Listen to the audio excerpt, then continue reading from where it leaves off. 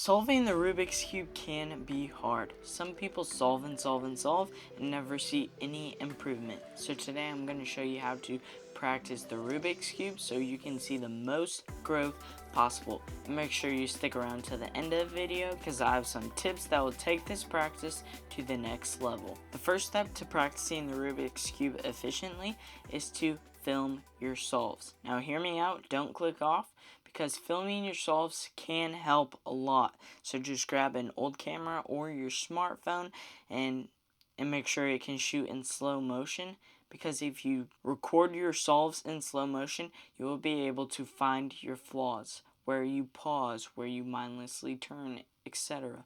Like in this video, I found out that I pause a lot and I do constant U moves, like a U move, a U prime, U prime, U prime, and so on. Now to do this the right way is take notes of what you need to practice on, because in slow motion you can obviously see what you're doing wrong. So make sure you write all of that down so that way you can take some time off and dedicate all your time to those things. So that way you will get a lot better at them. The next step is csTimer. Now if you don't know what csTimer is, it's a timer app that you can use on your phone or desktop. I'm going to be using the desktop version for this. So just go over to csTimer.net, and then when you open it up, you'll be met by this screen. On the top row it has the scramble of the cube. On the left side it has all of the recorded times, and you can also change between sessions. And on the top next to the scramble you can change whether you want 2x2, 3x3, 4x4, 5x5, etc. through all the events. But what we want is to go over to the top left corner and click option.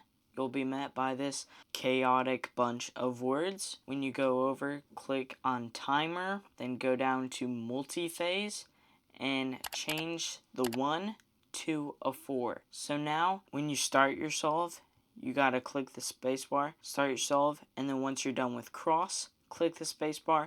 Once you're done with F2L, click the spacebar. Once you're done with OLL, click the spacebar. And once you're done with PLL, click the spacebar. Then you'll be able to find your flaws. You'll be able to see how long you took at cross, how long you took on F2L, OLL, and PLL, and then you'll be able to decide, like, I need a faster cross, I need a more efficient F2L because it took too long, I need a faster OLL and PLL because the times don't lie. So you gotta reduce that time. And then you can have targeted practice with doing your cross. The next step is do solves. Now wait, hear me out.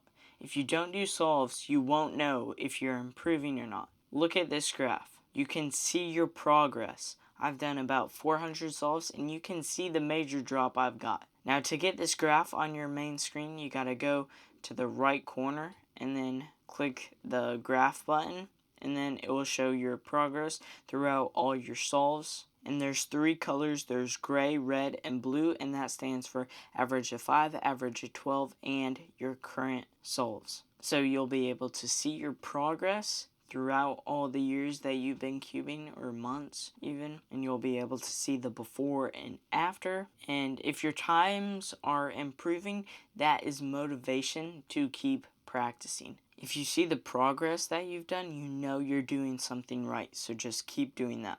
And now for my concluding tips.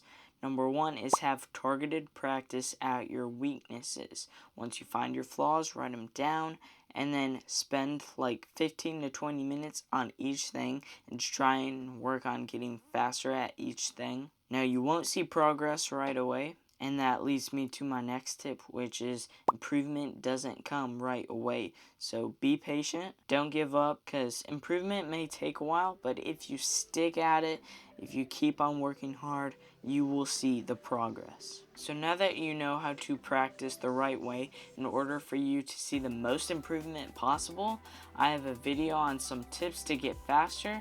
You can click right here to see that video, and I will see you guys next time.